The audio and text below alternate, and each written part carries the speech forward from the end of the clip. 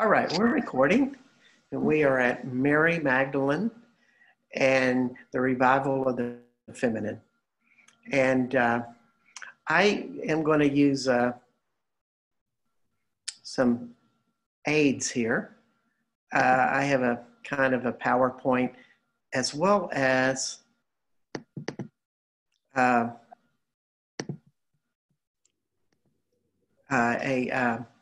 photo shoot. So between the two of them, we're gonna start with printed words, and then we're gonna go into photos, and we're gonna go from there. We're gonna go on this hour-and-a-half journey.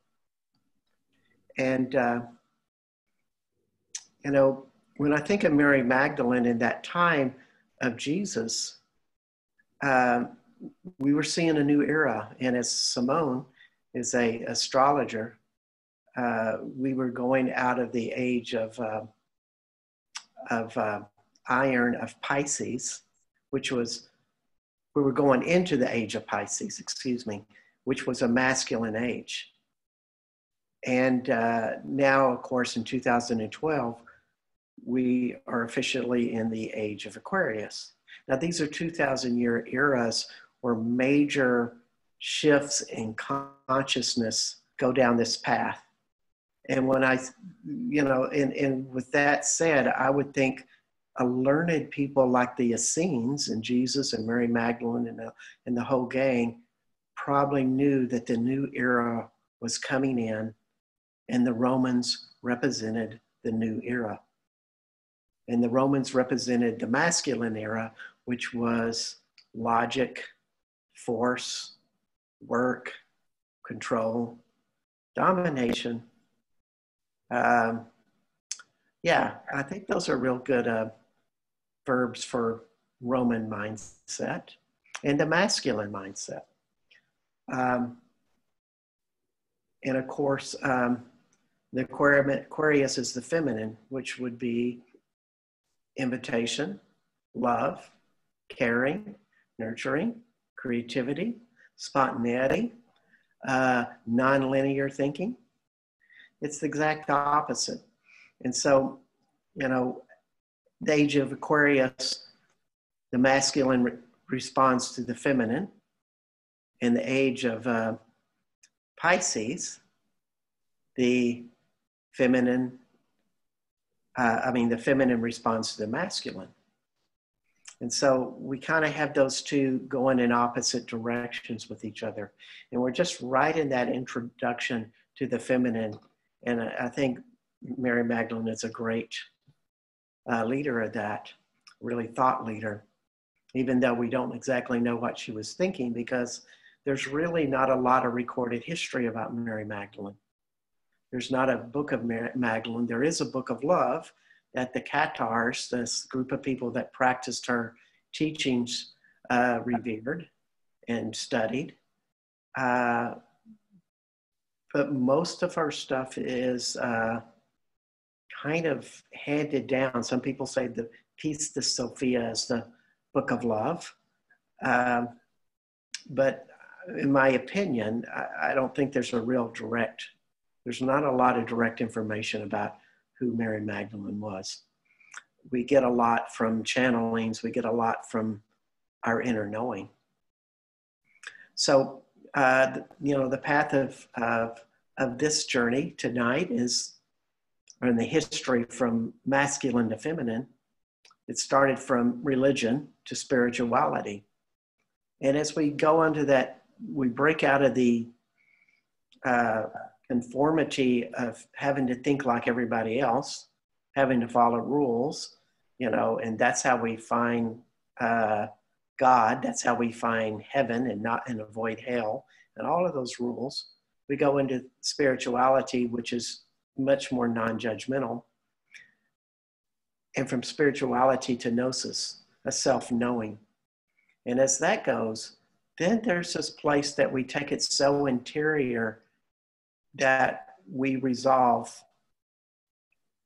who we are, all of our personal issues. And that to me is the path. And then as you get to that place where you are no longer following other people's rules. You're no longer following concepts of spirituality that other people have created. And you are into self-knowing, and you know yourself in a really strong way.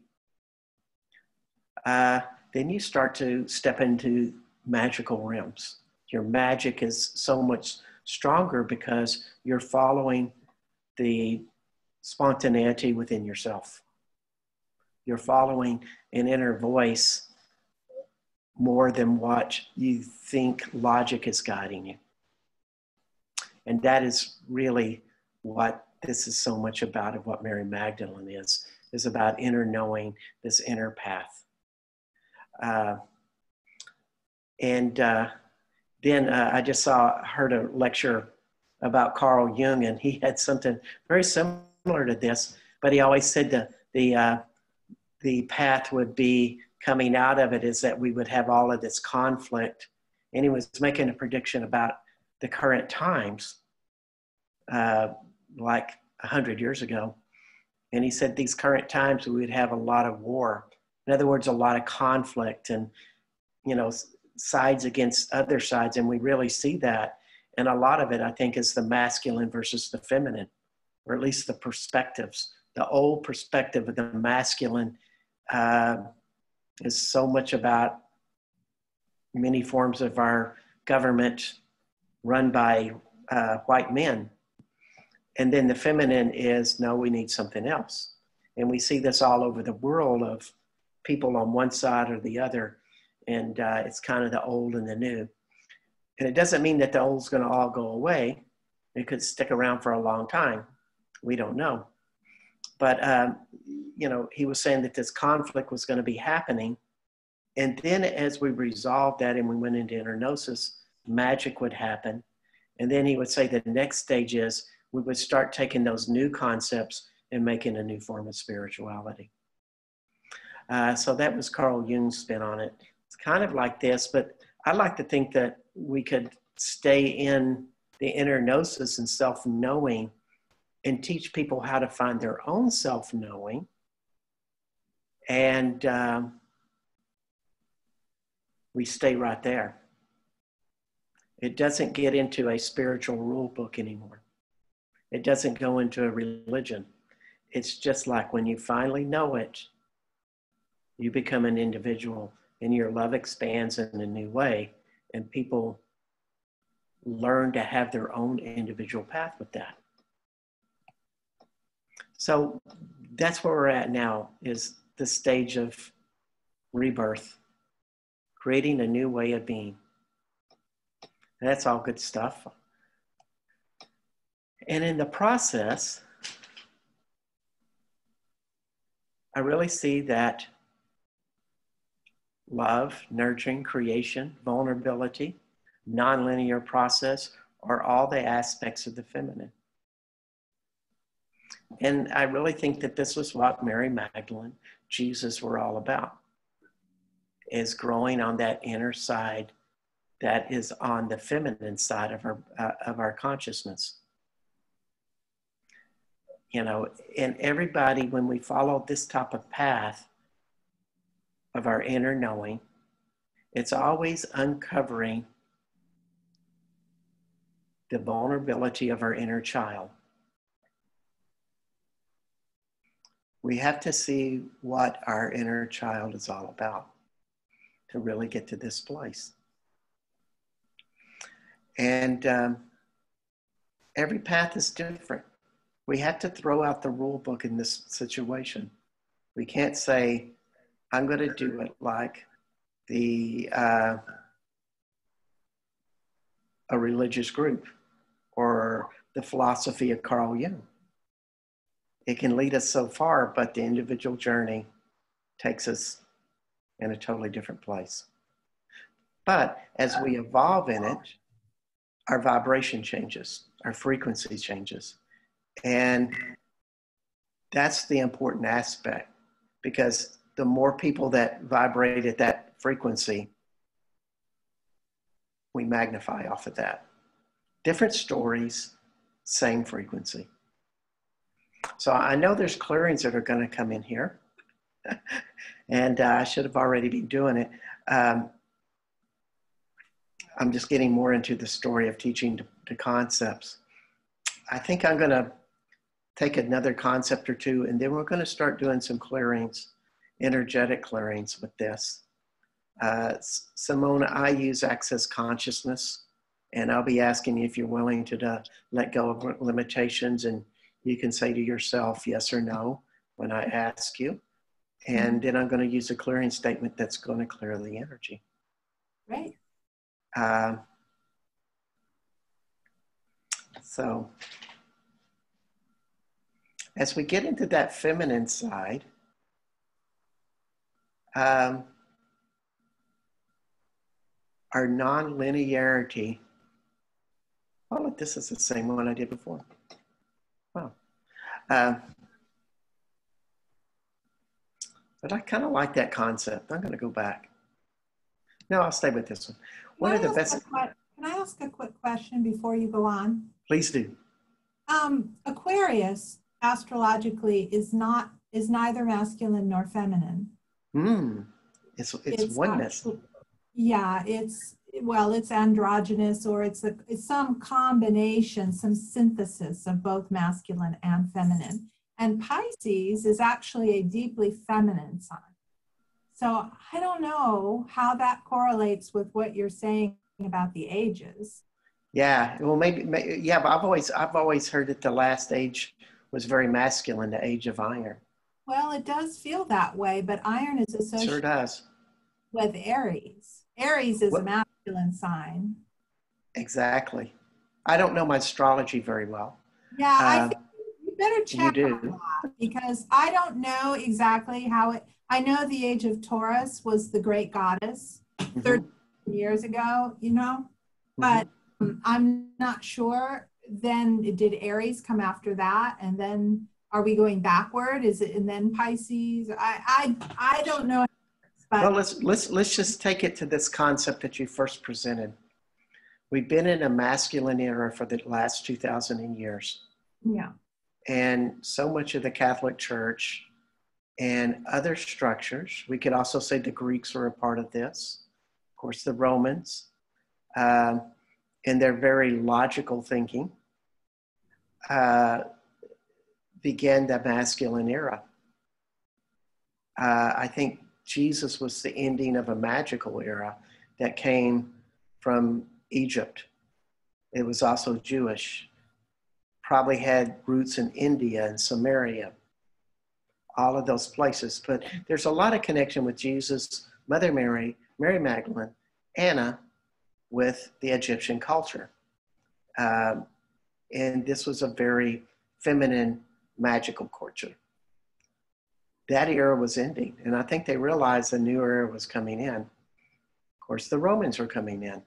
Logic was coming in, and a lot of repression. The magic era was dying, and of course, the Catholics and the government and the kingdoms of Europe took us right into the Dark Ages, where nobody could read or write. There wasn't this expansion of consciousness and learning at that point anymore. It was like all dead in the water. And it was for hundreds of years. Interesting enough, it all stayed secret about all of this stuff about Jesus and Mary Magdalene in France. And that's what makes it so special. So when you talk about this new era, and I say it's feminine, and then you said something really interesting, Simone. It goes into oneness. And when we have a balance between masculine and feminine, we have oneness. Yeah. We have or androgyny. There's a balance, and we're on the path of oneness. Let's put it that way. We still have long ways to go to find oneness, because oneness would mean, in my definition, that all of our dimensional vibrational being of 13 vibrational beings that we are would all be at the highest place, and we would step into a consciousness that would be way beyond. And for most people, they are very much in third dimension consciousness. Stepping into fourth, maybe the fifth somewhat. I don't see it as a huge division like you're at 3D consciousness and then all of a sudden you fully step into fourth. I say that you're partially stepping into fourth right now, partially stepping into fifth. And so we're up on that ladder. And a really important part of it is learning to awaken our feminine. Learning to understand what we've been fighting against in our masculine. What we have been defensive towards all of our lives. For example, when you were a child, age 2 to 5, 2 to 6, 2 to 7, something around that era, that ages, there was much more vulnerability in you, defenselessness. You weren't protecting yourself so much from things. You were more spontaneous, playful. Each day you woke up and go, wow, what am I going to do today? There was this big opening, and you were in a softness inside of yourself. All possibilities were there. The creativity was there. But then we start turning that off. You know, we start going to school. We start getting very linear. And we become more in our masculine. The feminine starts to turn off. And a lot of it is about having that playful side, that fun side. Keep talking. I'll be right back. All right. Turned off. And, you know, that really starts with, to me, you know, when I work with clients with this, because when people come in and they start to say, I'm afraid, or I've got to be in control, or they're really aggressive. Those are all masculine characteristics. And they get so caught up in the masculine side, their feminine has turned off. That side that is nurturing, that listens, that is creative, spontaneous, and it's just softer in general. It gets turned off in people all too often. It's part of our society. It's part of how our family raised us. And it's also part of the traumas that we may have experienced in childhood. So what I see a lot with people is that they have this exuberant adventure as a child, like, I'm going to be an astronaut when I grow up. I'm going to do this. Oh, what fun it would be to do this. And they're just like always vibrant, and they're happy, and they're jumping around. And a lot of times the parents start to tell them, no, you can't be that. No, you got to behave. Or when the child starts to say to the mom and dad, Mom, I don't like the way you do that.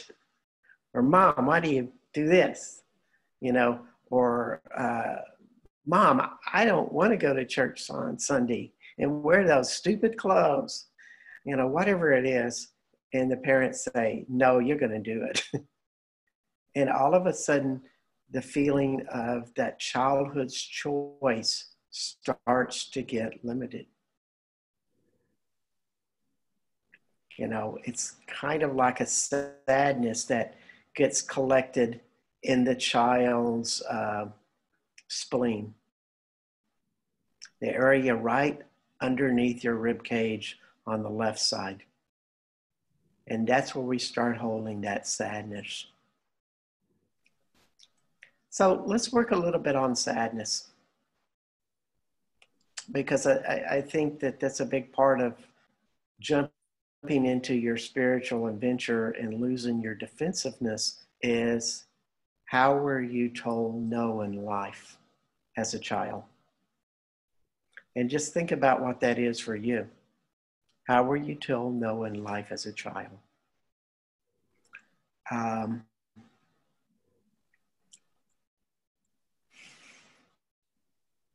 Think of a story about what that's like for you. Is this something that y'all can relate to? Yeah. No? Okay, I get one yes. Okay. Did I get a second yes? I just was asking, what is it? What are you asking? Can we relate to being told no? Right. Yeah. And like, no, you can't be that. No, that's impossible. You know, you're not that smart anyway. Or, you know, and there's so many subtle ways of doing that. My sisters and brothers that were older than me told me no a lot more than my parents. They're the ones who always reminded me that I wasn't up to snuff. And all of that is sadness that gets stuck in my spleen. So what part of that we'd like to, everything that you've made secret about that memory, would you allow those secrets to be revealed?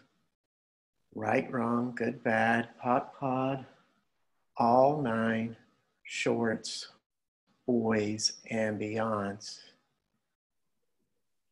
So just feel into what that is for you.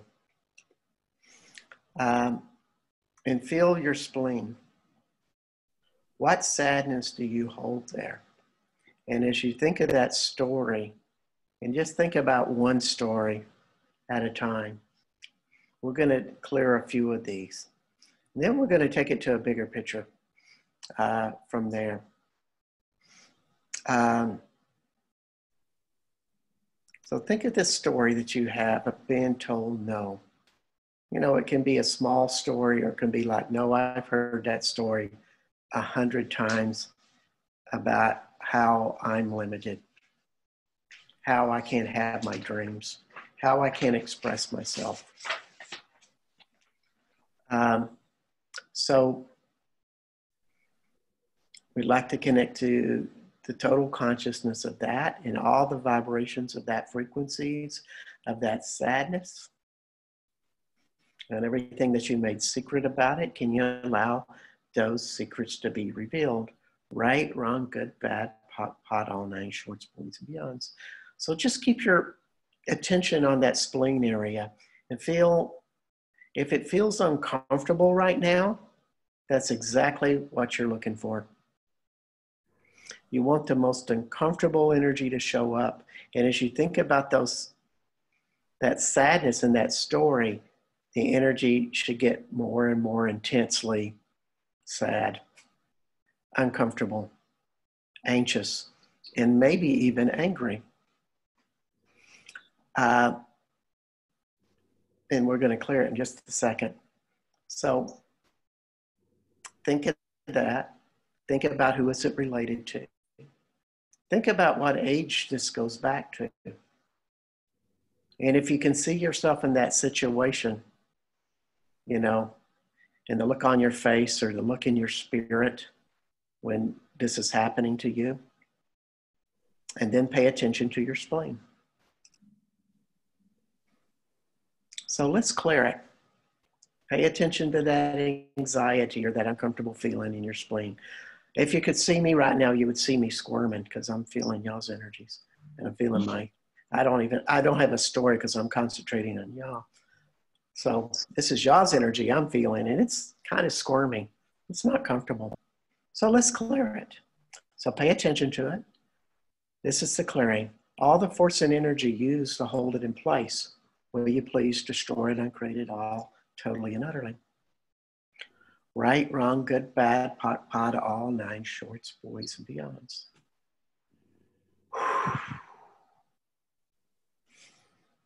Okay.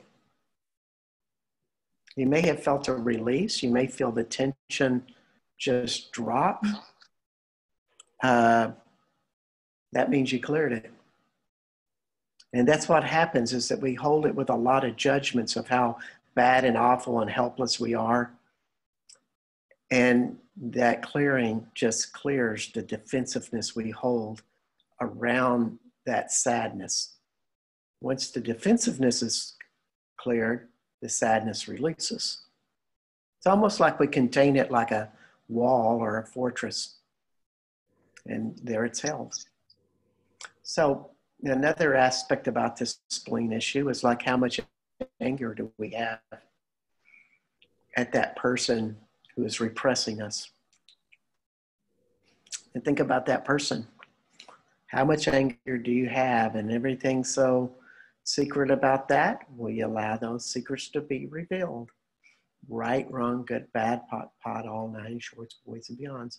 And that's just about saying, I want to uncover everything I repressed about that, everything I've forgotten. I want to feel the energy about it. So we ask the total consciousness that anger to be revealed. Right, wrong, good, bad, pot, all nine shorts, boys, and beyonds. And so think of this person or persons or etc. All the anger, let's clear it.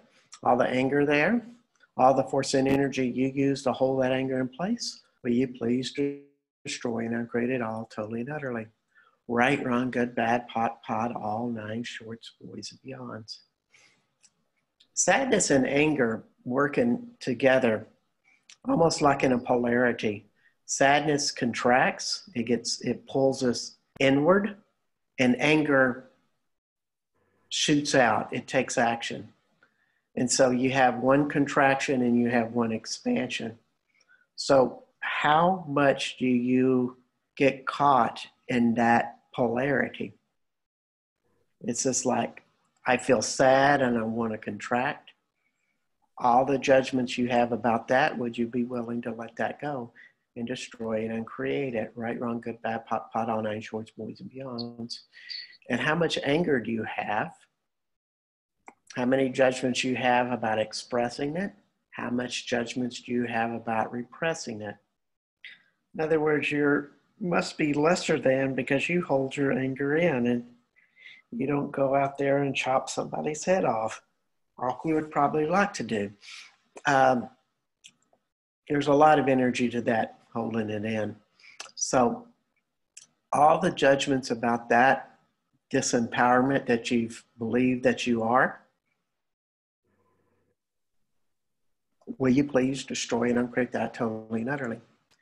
Right, wrong, good, bad, pot, all nine shorts, boys, and beyonds.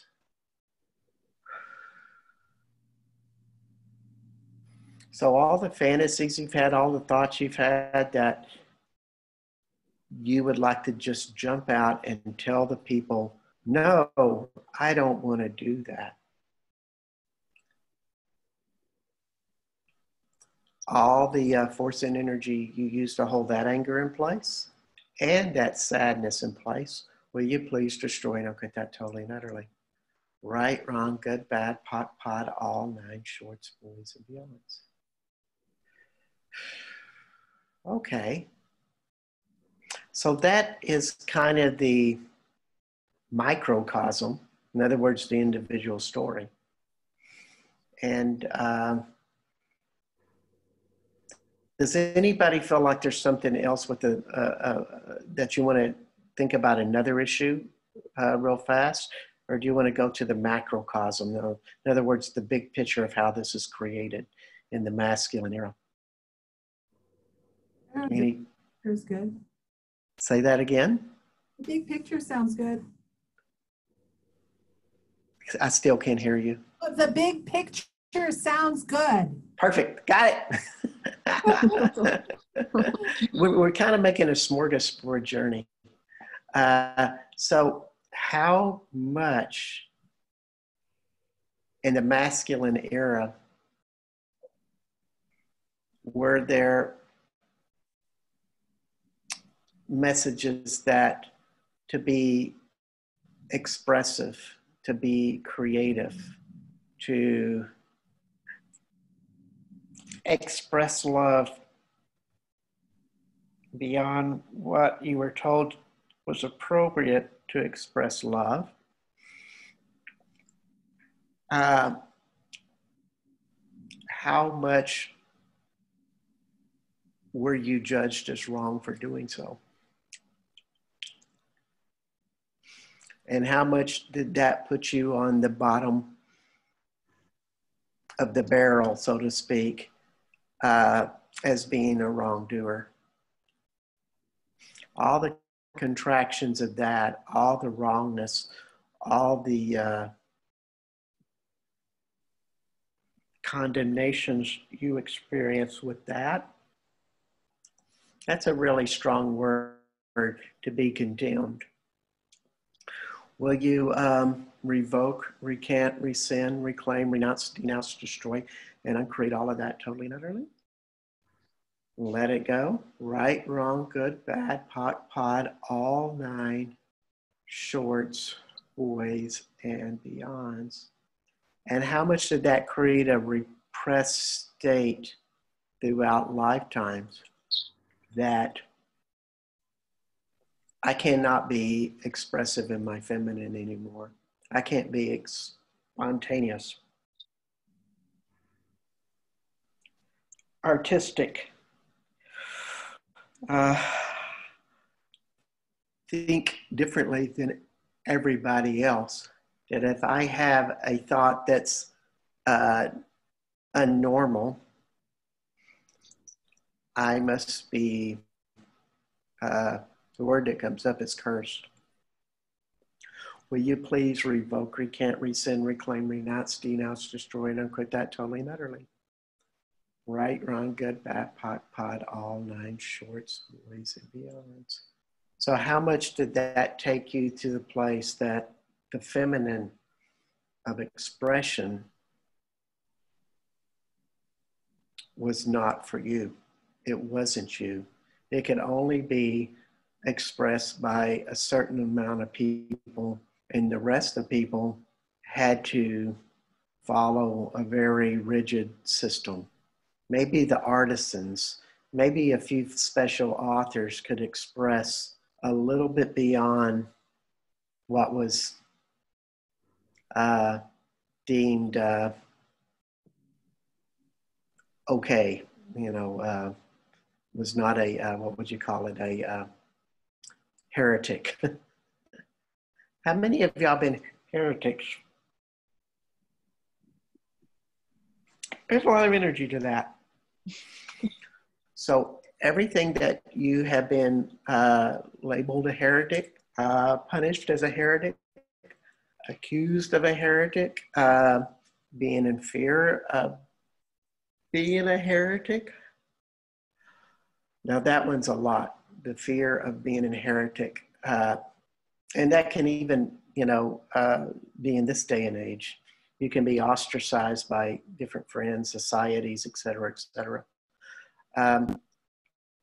How much do you hold that fear in your body? And this kind of goes beyond the spleen. All the ways, means, methods, modalities, form, structure, significances, protocols, factors, and focal points. Positive negative ions, free radicals that hold those energies in place. Will you please destroy and uncreate those totally and utterly?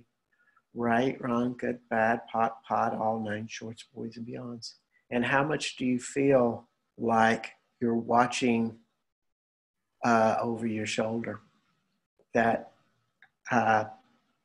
persecution could happen to you right now. And everything that you have diminished your feminine side, that I really can't create what I would like to create as. I can't be expressive. I cannot show that expression. And if I do show it, I have to always do it in a certain way.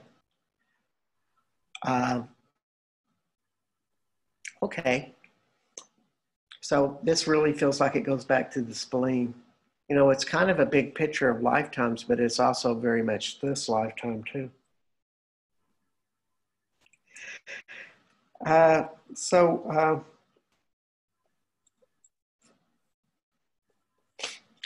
Everything that's so secret about that, can these secrets be revealed? Right, wrong, good, bad, pot, pot, on, eight, shorts, boys, and beyonds. And how much has this been so painful that you have judged it as unbearable, and you never, ever, ever want to break the law again. You never, ever want to be different again. You never, ever want to take those risks again and go against what society has deemed right, good, perfect, and correct. All of what that is, will you please revoke, recant, rescind, reclaim, renounce, denounce, destroy, and uncreate them all totally and utterly. Right, wrong, good, bad, pot, pod, all nine, shorts, boys, and beyonds. And then how much are you on the other side that you just say, bite me, I'm going to do whatever I want. And it's like, I'm going to live in rebellion. So everything you use anger to be rebellious and create in rebellion, use creativity with anger, like you're just going to knock it all down with that duality. All the double binds and double binding systems that hold one in anger, one in fear, like they're just two energies working against each other. Will you pock on pod the ends, pock and pod the middle ground, destroy and uncreate them all totally and utterly? Right, wrong, good, bad, pod, all nine, shorts, boys, and beyonds. Whew. So everything you work in a duality, like, I'm going to overdo it. I'm going to be more aggressive. I'm going to outfight them. I'm going to outsmart them. I'm going to outthink the masculine energies. And then on the other side is, I can't let the feminine be a part of that creation. Because it's not safe for it to be expressed. Everything that is, all the double binds and double binding systems that holds those polarities in place, where you pock and pod the ends, pock and pod the middle ground, and destroy and uncreate that totally and utterly. Right, wrong, good, bad, pot, all nine, shorts, boys, and beyonds. It's so much. I mean, as I read all of these books about the history of Mary Magdalene, the Templars, the Cathars, all of these players in the history of France and the Southwest France, where I stay, it just brings up all of this anger of what's happening now. Because we're kind of right in that same conflict of, you have to be scared all the time. There's so much to fear. You know, we're afraid of the government. We're afraid of the coronavirus. We're afraid of Wi-Fi systems. We're afraid of 5G. And then on the other side, it's the most amazing place here. There's so much possibility, and there's so many things we can become, and we live this very prosperous life. So how much is there a polarity between prosperity and that fear?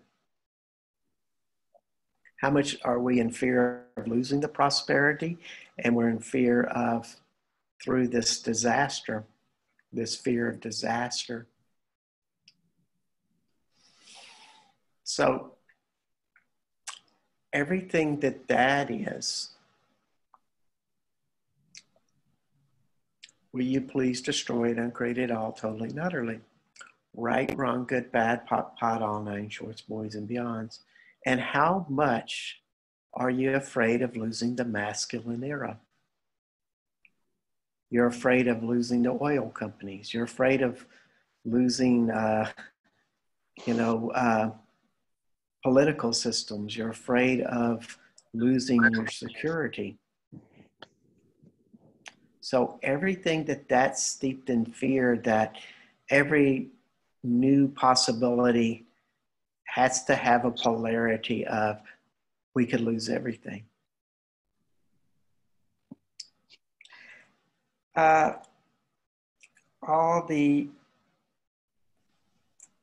Everything that is, all the double binds and double binding systems holding those two polarities in place, will you please destroy and uncreate that totally and utterly? Right, wrong, good, bad, pot, all nine shorts, boys, and beyonds.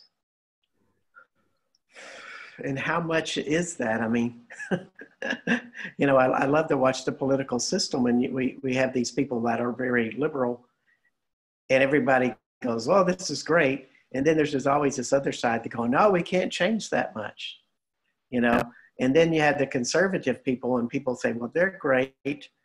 And, oh, they're not changing enough. So everything that we have created, those polarities of fear, that life has that in it. You see a possibility and you immediately go to the fear of how it could possibly not work. All of those attachments with fear, with that, all the ways, means, methods, modalities, form, structure, significances that you hold that fear in place. And it's interesting because this reads on the left side. It's not on the masculine side. Will you please destroy and uncreate that totally and utterly? Right, wrong, good, bad, pot, all nine shorts, boys, and beyonds. And so how much is there a fear that if your feminine side truly showed up in spades, like in the huge power, it would be scary. You wouldn't know what to do with yourself. Well, that kind of reads, but it doesn't exactly read. So what is this about? That it's really going into the unknown. That reads. So would you allow yourself to step into the unknown in the exploration of your feminine side? Would you claim on and acknowledge that the unknown is okay to step into? Right, wrong, good, bad, pot, all nine shorts, boys, and beyonds.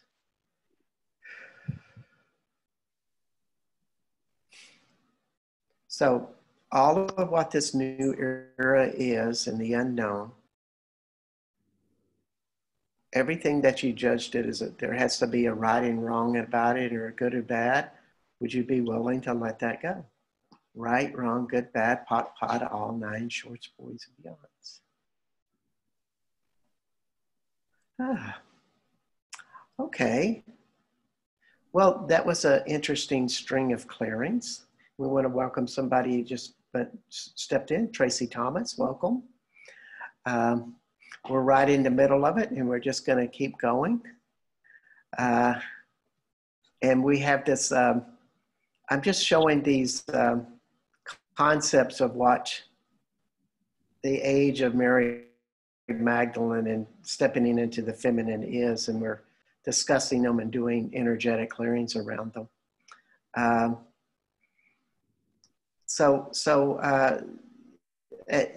This is kind of what we've just been doing, is the more that we look at our repressed parts of our childhood, the more the feminine comes up.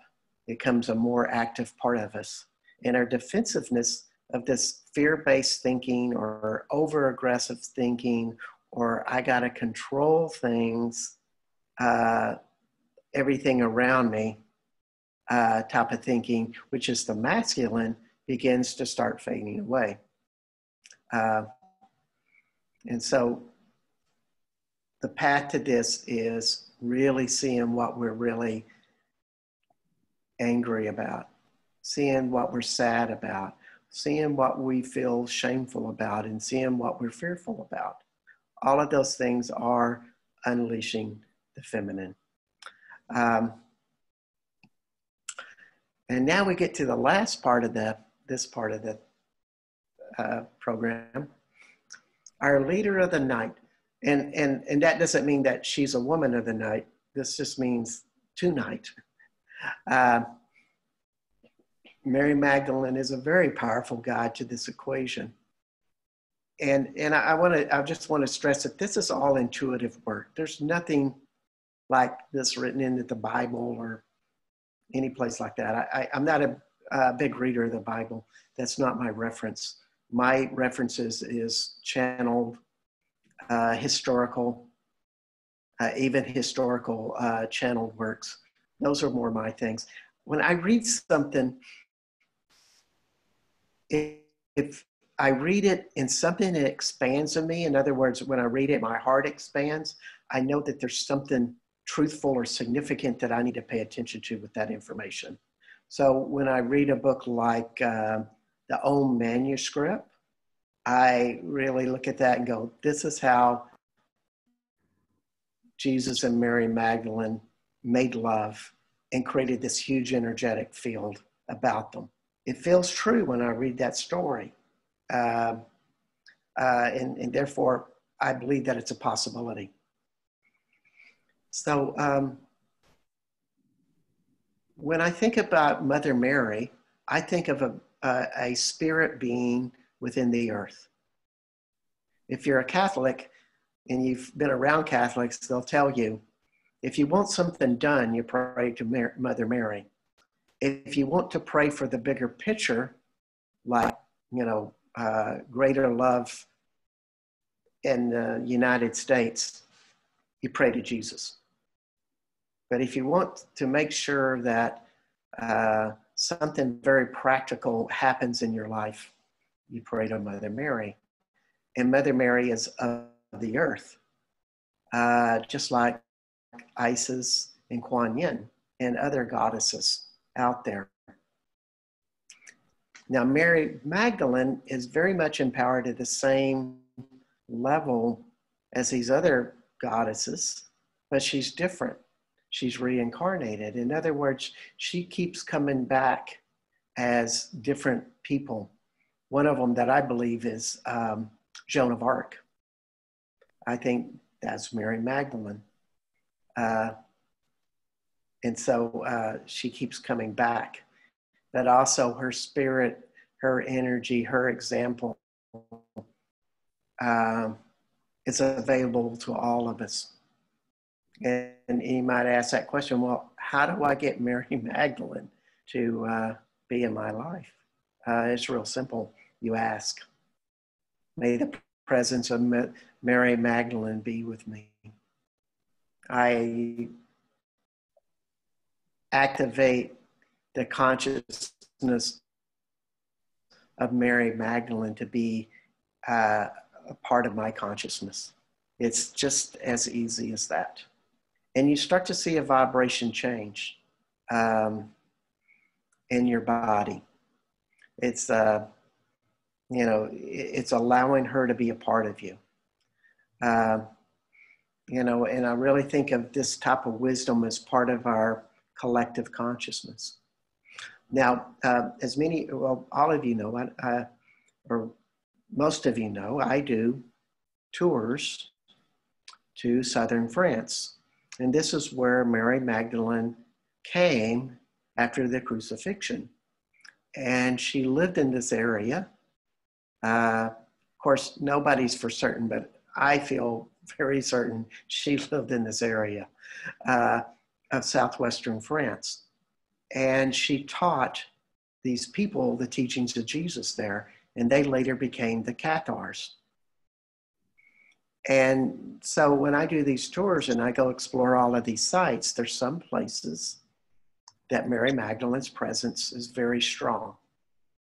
And there's one mountain in particular, it's like a great big hill, basically.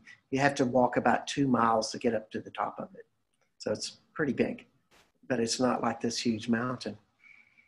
And so I go up there And there's one place where her presence is so strong. And as a channel, I can channel her like super easy. And everybody that goes there that has any channeling abilities channels her super easy. And so one day she told me, Bart, you want to see what my energetic layout is like? She's using, you know, when I channel, it's kind of my own language. I'm not channeling Aramaic or something like that. So I say, yeah, I'd like to see what your energetic layout is like. And what appeared to me was this big chakra from her solar plexus all the way down to her second chakra. So it was a big oval of energy that included her gut. You know, and it was nothing but light. And then on top of that was her heart, and it was this strong, deep red color that was vibrant. And the feeling I got from that color was it was a compassion to love everybody in a deep way, unconditional.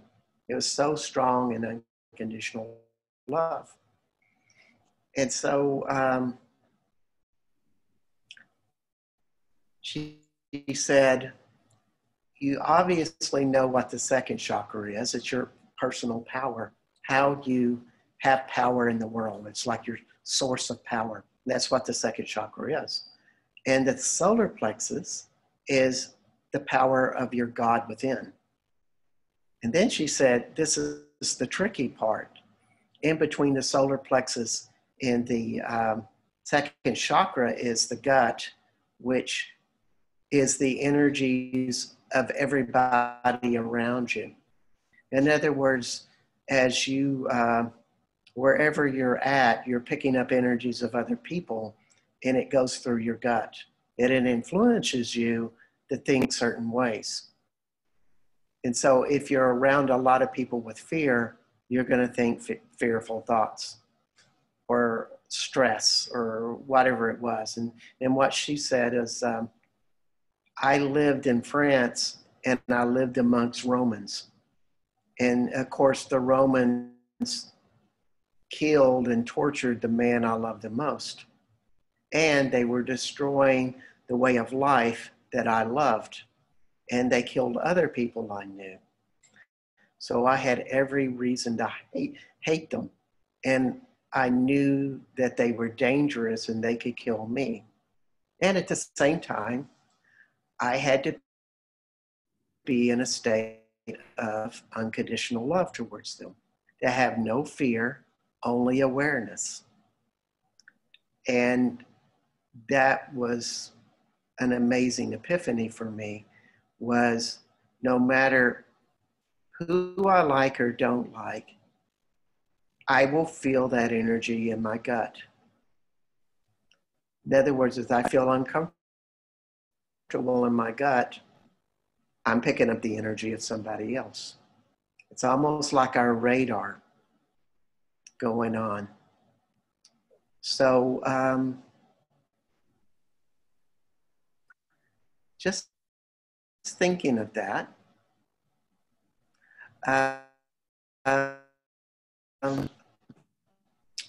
think about who you have resistance to. Think about who or what makes you uncomfortable that's in your daily life or is in your vicinity. You know, and there's a lot. I mean, this right now in this history of time, there is a lot of fear and resistance. So one of the things that is currently up is the coronavirus. So just ask this, I'm going to ask this question and I want you to feel it in your gut. How much fear are you picking up from other people about getting sick?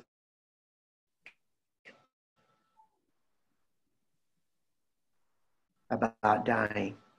Misfortune happened to them.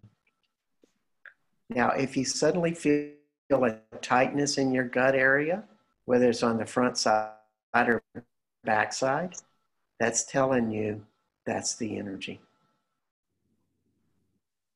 So just feel it. And all the vibrations of that, would you be willing to let them go? Right, wrong, good, bad, pot, pod, all 9 shorts, boys, and beyonds. So let's take another issue. And we're going to take some general issues. We're not going to get specific. How much does it feel like you're in lack? That you lack prosperity? So anything that gets tight in your stomach area,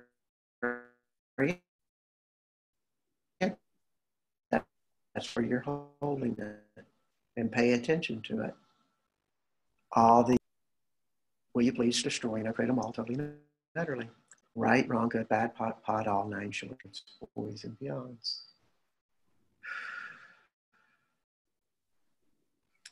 We'll take another one. How much do you feel that there's no love in the world? That there's only the absence of love?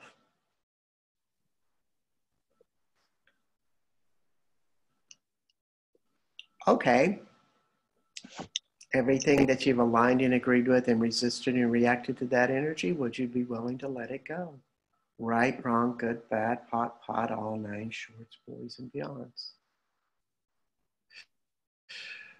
Now, it's really, you don't have to do the clearings with this stuff. I'm just doing it to move the energy faster.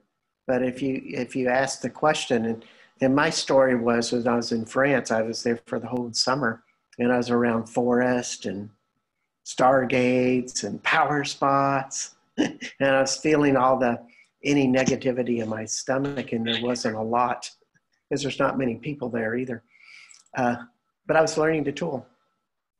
And then when I come back to the United States, all of a sudden I'm feeling all of this uncomfortable energy in my gut. And it's just as easy as feeling the energy and asking that question, well, what's this about, and kind of, figure out what it is. If you're in 5 o'clock traffic, driving home, and you feel a lot of tension in your stomach, it's going to be pretty obvious that people are frustrated. They want to go home. They're hungry, and such as that. So the gut is really important to let go, because when you can really be in that relaxed place, then the second chakra and the solar plexus relax and expand. And we start to open to these questions. When we let go of the gut, we start to open to these. What wisdom do we have within our hearts that we can access?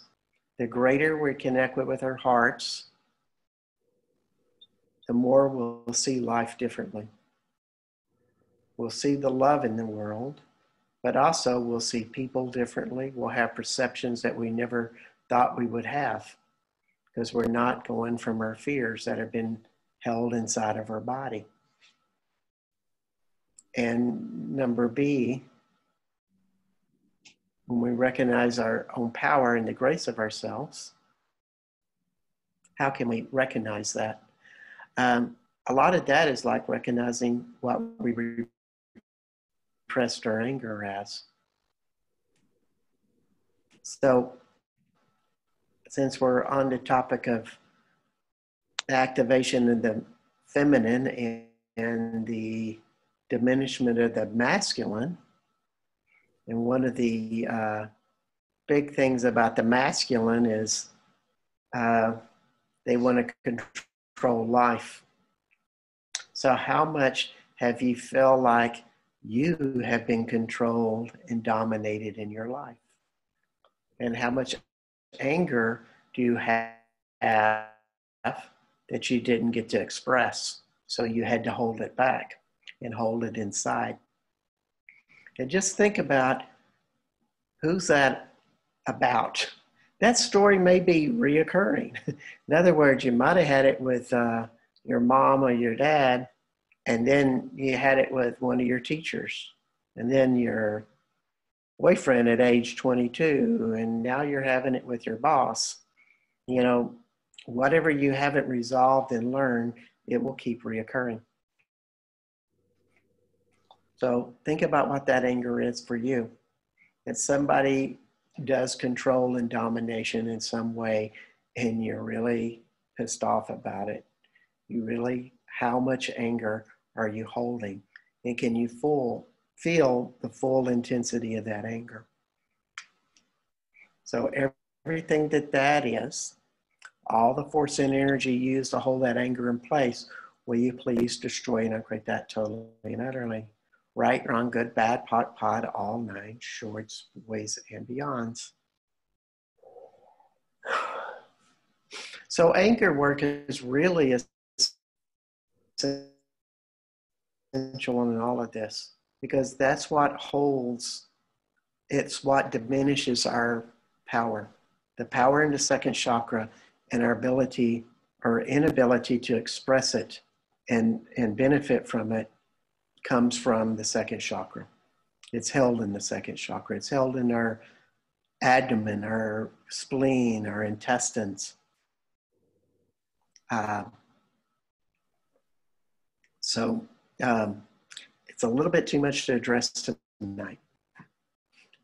So these are just the 4 questions that I bring up that are really connected with this Mary Magdalene story. And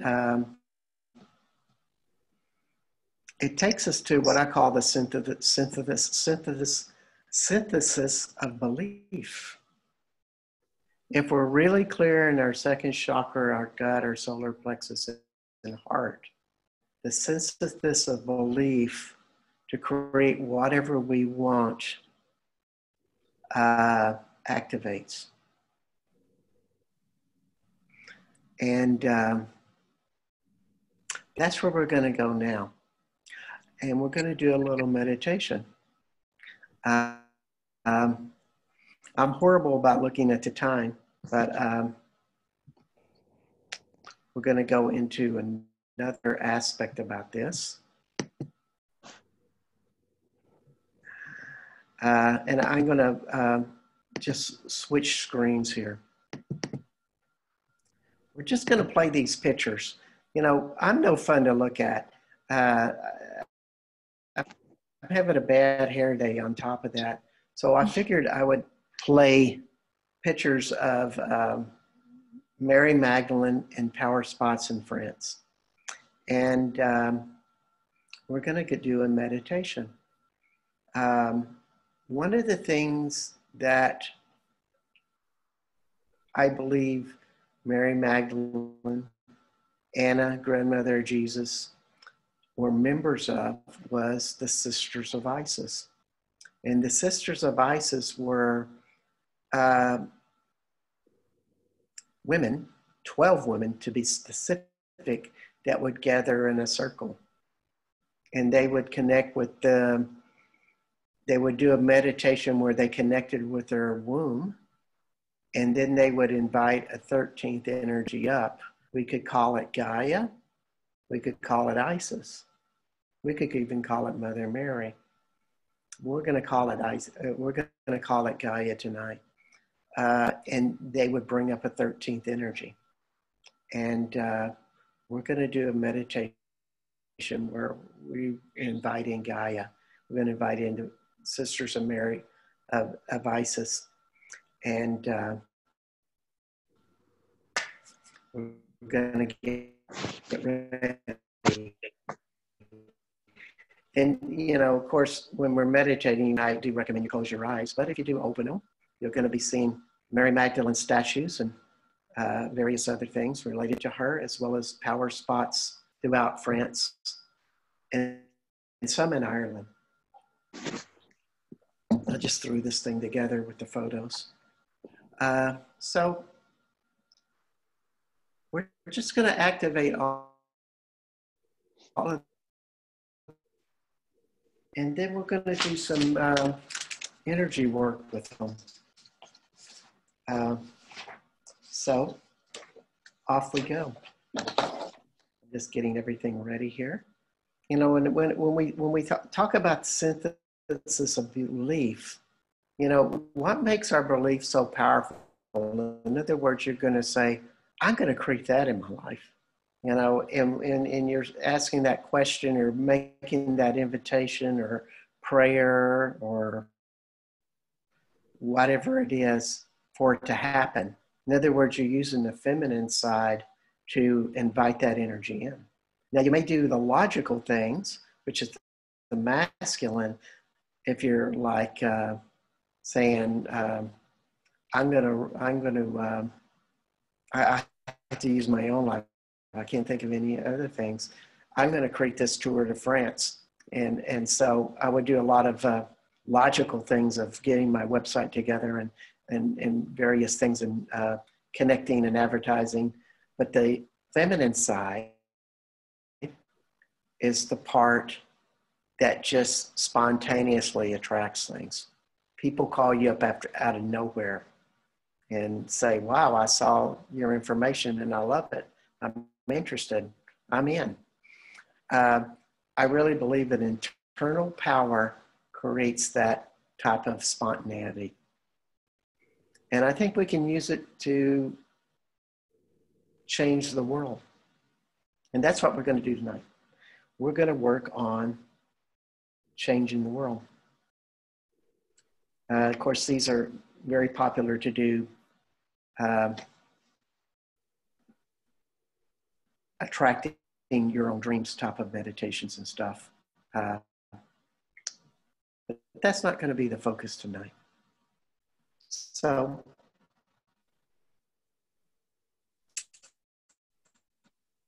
close your eyes and put your feet on the ground if you can. And just relax and breathe in. And as you breathe in, feel it go all the way down to your womb. And you're just feeling that womb. Put your concentration there. And we ask the presence of Mary Magdalene to be with us. We ask the presence of the Essenes. And we ask the presence of the Egyptians and the sisters of Isis to be with us. And everything that you've been, those lifetimes where you've been doing work as a high priestess, you have worked with the goddess energies in various forms. We allow the infinite intensity of consciousness of those past lives, those memories, to be activated. We multiply that a billion times a billion times a billion times a billion times a billion. Right, wrong, good, bad, pot, all nine shorts, boys, and beyond. Now, bring all your attention right between your hips.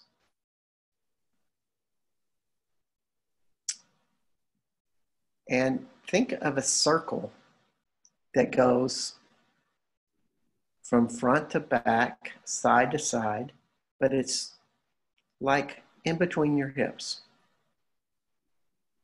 It's a circle there, and it is horizontal.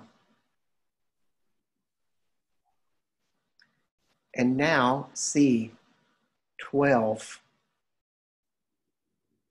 energies. They don't have to be people, but it's more like 12 spots, like on a clock. But 12 energies there, and they represent 12 sisters of Isis. And all that you know of the sisters of Isis, of the feminine, of the women gathering together in a circle.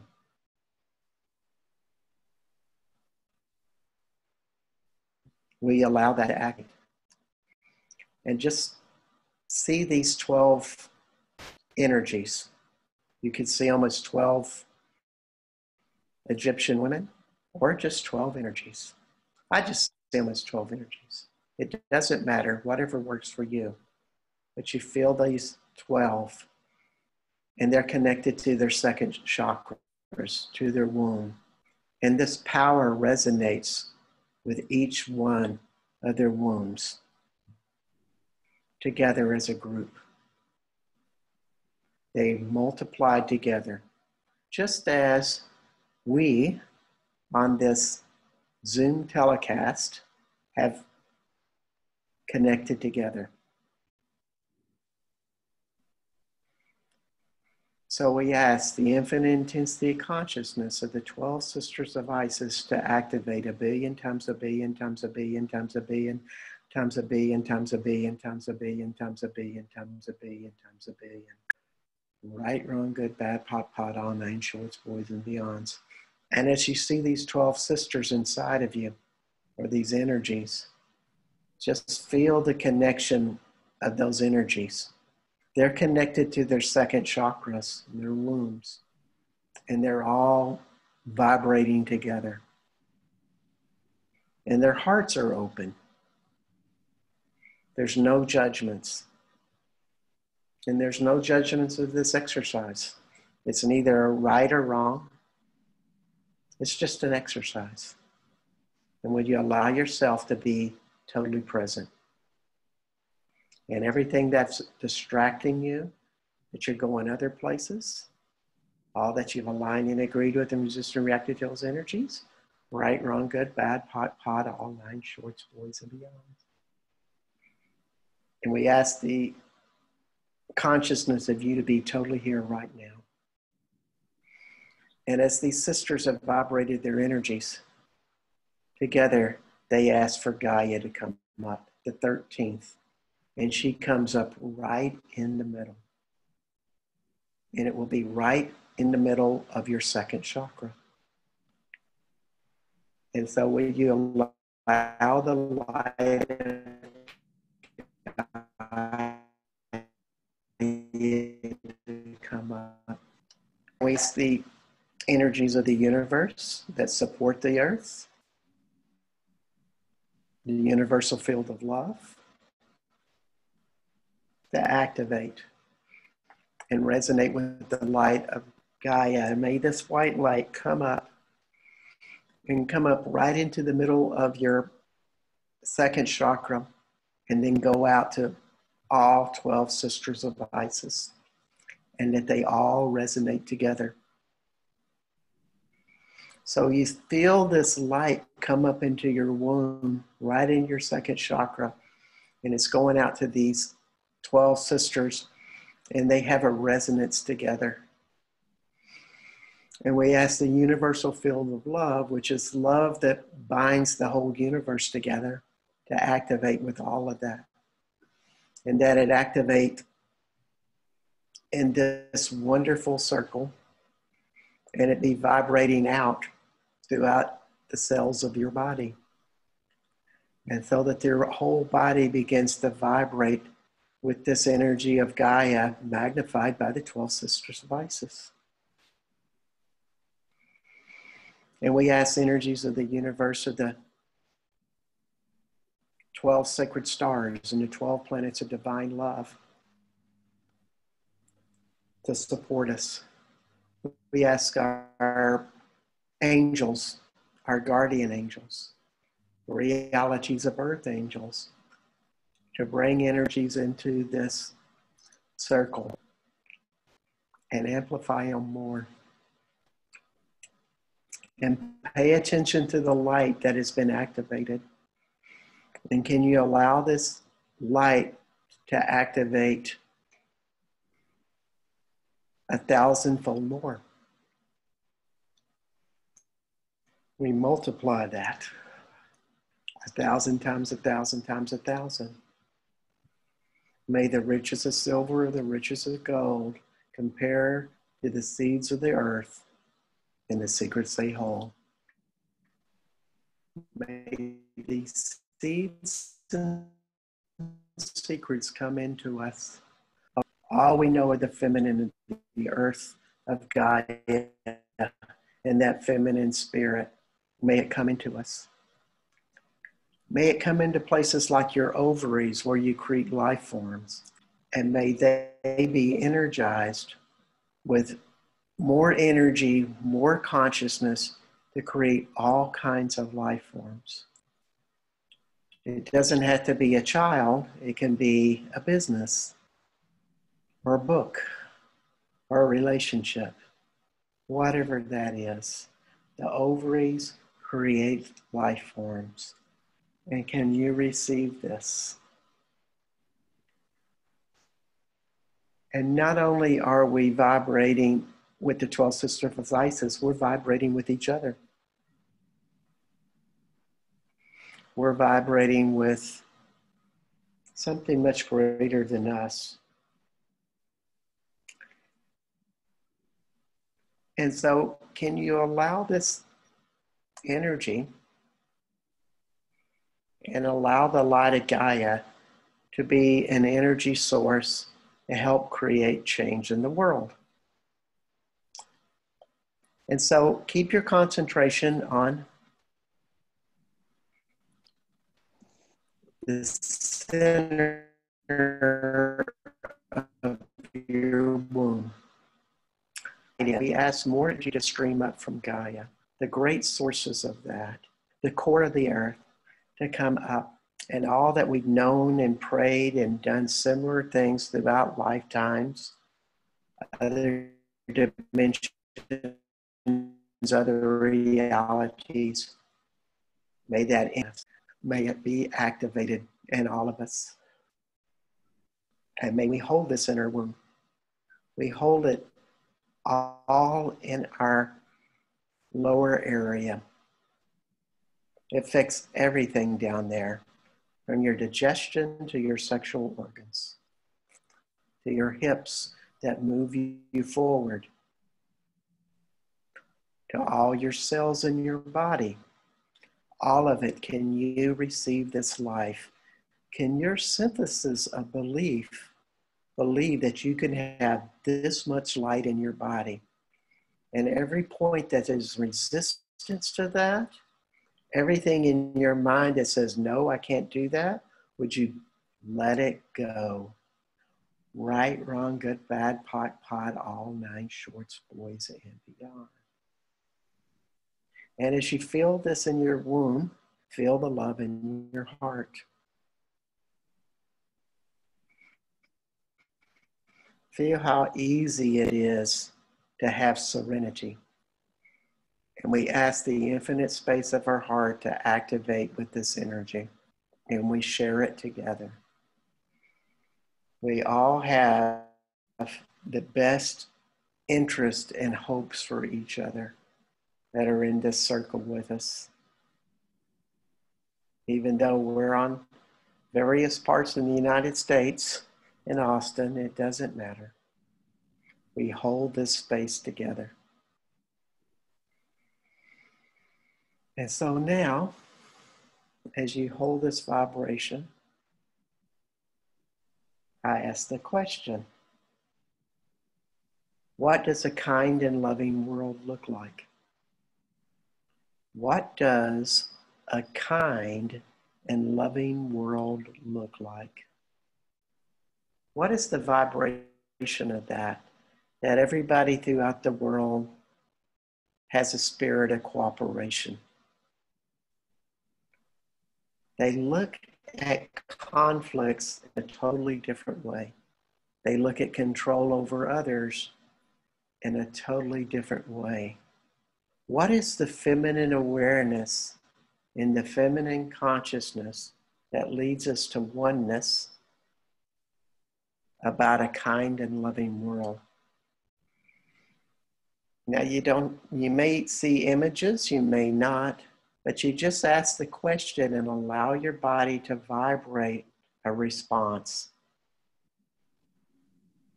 Vibrate in love as you think about, what does a kind and loving world look like? And think about cooperation. Think about listening. What is the vibration when people disagree that they can actually listen to each other and have an open heart and have no defenses? What does that vibration feel and look like? And let it be.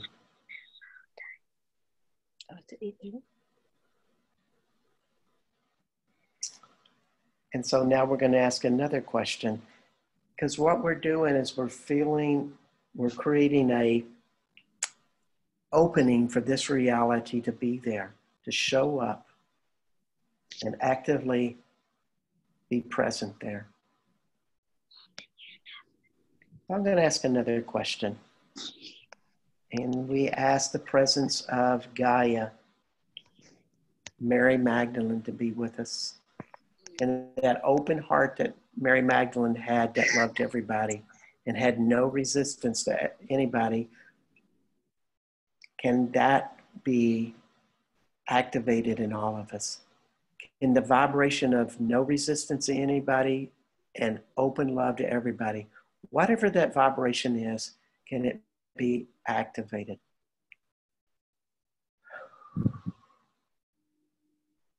So we're going to ask this question. What does a world where feminine caring is held by the highest esteem look like?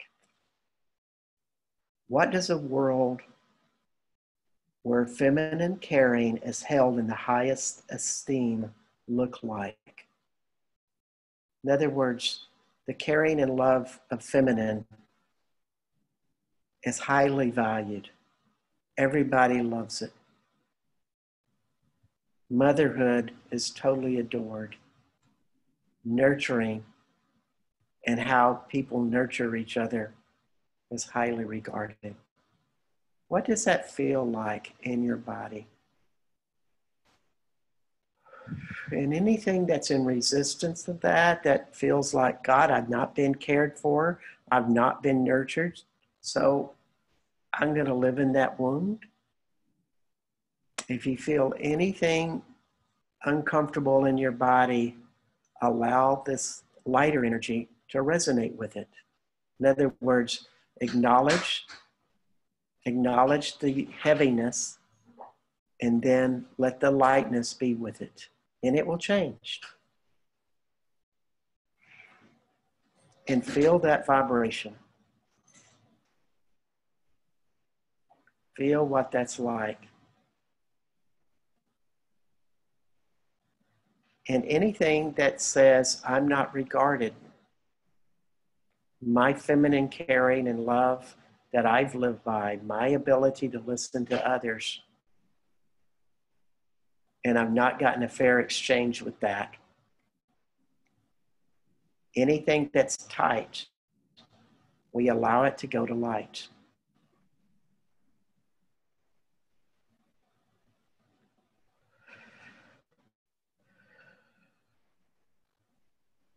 Wonderful. And let's ask another question. What does no barriers in my love feel like? What does no barriers or no defensiveness in my love look like? I can send out love to everybody. The people who I struggle with, I can give them love. I can send them light. And the people that I'm closest to, there's places I can't get close to them. I can't open up. I am defensive to how they treat me. Everything that gets squinched up with that, can you allow this vibration to come into you? And we ask the presence of Mary Magdalene to be with us, that her open heart and her resolution of resistance be with us. And what's it like to be in no resistance whatsoever to those who give you resistance? to those who have insecurity, to those who do control over you or have aggression against you.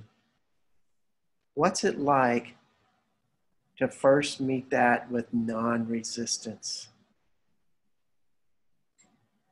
You still may decide to step back and not play with them. But first, to be really clean in your relationship with them, meet them with no resistance. And ask, what awareness can I have that will change my perspective? What awareness can I have that will change my perspective? And if you open with your heart and this energy, you will have a different point of view. They will not scare you. They will not intimidate you. And your defenses will not come up. And you will come up with something new and different. And so when you think about those people you have resistance to, the people that you love, that there's a glitch there. It's a great relationship except for XYZ parts. All of what's tied on that, allow this to come in. Allow a new perspective. And that's the beauty of having more energy. Your point of view changes. We'll ask one more question. What would you like to become? What is in resistance to you becoming that? What would you like to become? And what is in resistance to becoming that?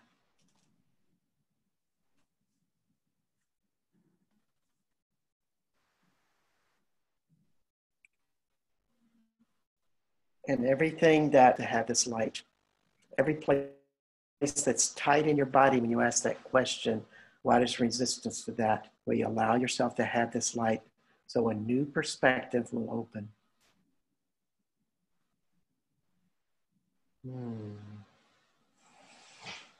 And just hold this light for just a little bit longer.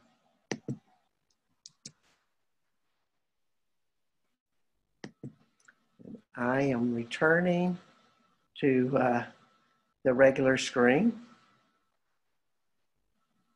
And let's thank Mary Magdalene and all of these spirits we summoned in. And whatever light that's been activated in this very fast meditation, and it's like we create it quickly, we go a long way, we create a new consciousness, and then we can step out of it.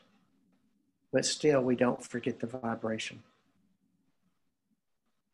And so when you're ready, open your eyes. And so here we are, finishing up. And, when you bring light in like that and you set your intentions, it just kind of plants seeds in the universe for these things to start changing. And I have no idea how they're going to change. And you don't know how they're going to change, but pay attention.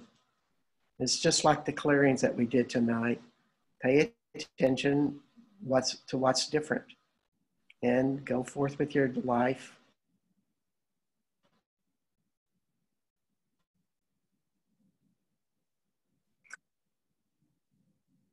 Very much an important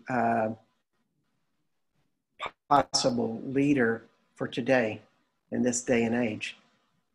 People are seeking her more and more because she represents the independent person. She represents autonomy. She represents gnosis, or the inward journey. All of those things. And it always keeps me going back to France and doing tours. I just want to mention that I have a tour coming up on May 23rd to June 1st. And then I'm going to open up another tour in September, from September 8th through the 17th. And they're just wonderful journeys to France. that are life-changing. I also do shamanistic work and do individual sessions, and they're great. A lot can change. And I do classes, and if you're in Austin, I welcome you to come. There's lots of stuff going on. So I want to thank y'all for all coming tonight and being a part of this class. We've been going at it for over an hour and a half, so probably a good time to wind it down. And I just want to end. Does anybody have any questions or responses? Okay. I have a question. Yeah. So you're not doing the second tour, though you were going to do a tour June 6th through the 16th?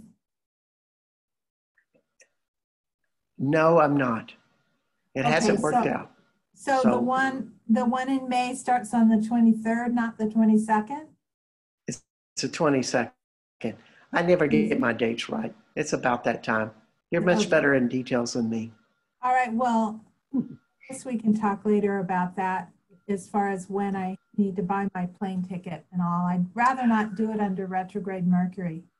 I would say, yeah, but I would say to do it as soon as possible so you can get the best prices. So please call me and let's talk real soon about that, Simone. Okay. Thank you. A wonderful meditation. It was a great class. Thanks. Yeah, you're welcome. And thank everybody. And wish y'all all well and many blessings to everybody. If you have any questions, just let me know. I'm always happy to answer them. Wish you the best. Okay.